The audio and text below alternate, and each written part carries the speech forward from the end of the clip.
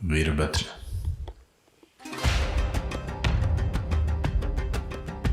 वीरभद्र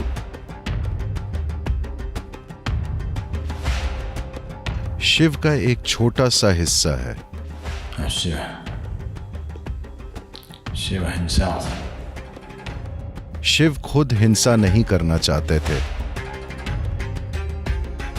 तो उन्होंने अपना एक बाल लिया और उसे वीरभद्र में बदल दिया।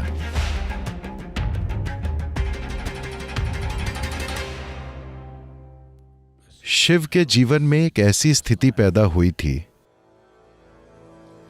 जहां एक बहुत बड़ा अन्याय हुआ था, जिसकी वजह से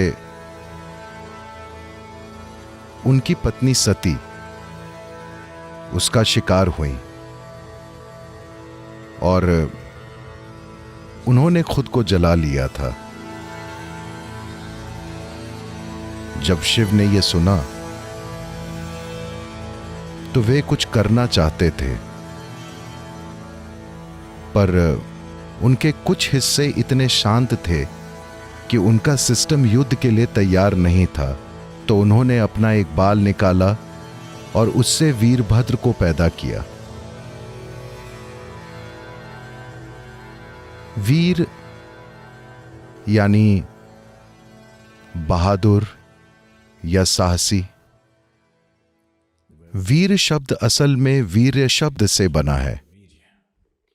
वीर्य का अर्थ है शुक्राणु, यानी वो बीज जिससे मनुष्य का जन्म होता है।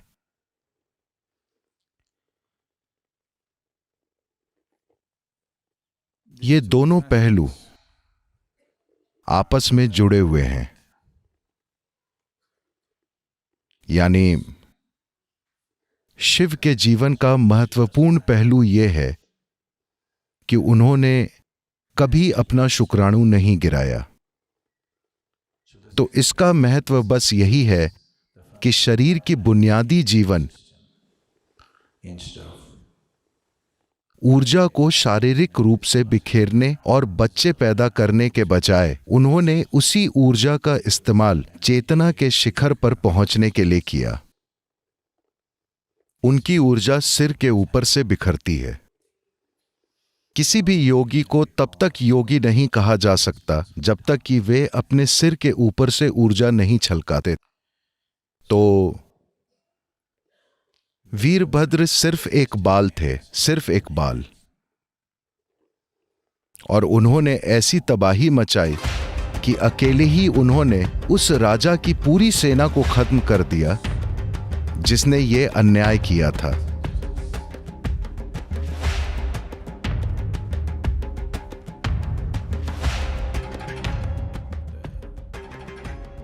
इस कहानी से यह बताने की कोशिश की गई है कि क्योंकि शिव ने अपने सिर के ऊपर से अपना वीर्य छलकाया था, इसलिए उनके बाल इतने शक्तिशाली थे कि सिर्फ एक बाल से पूरी सेना नष्ट हो गई।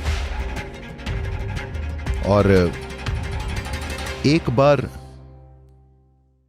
जब कोई इंसान बच्चे पैदा करने की प्रक्रिया में शामिल नहीं होता है, तब स्वाभाविक रूप से उसका शरीर से लगाव बहुत कम हो जाता है। जब उसका शरीर से लगाव बिल्कुल कम हो जाता है, तब उसमें डर की भावना मौजूद नहीं होती है, और जब डर नहीं होता तो वो स्वाभाविक रूप से बहादुर होता है। वीरता इसी का परिणाम है।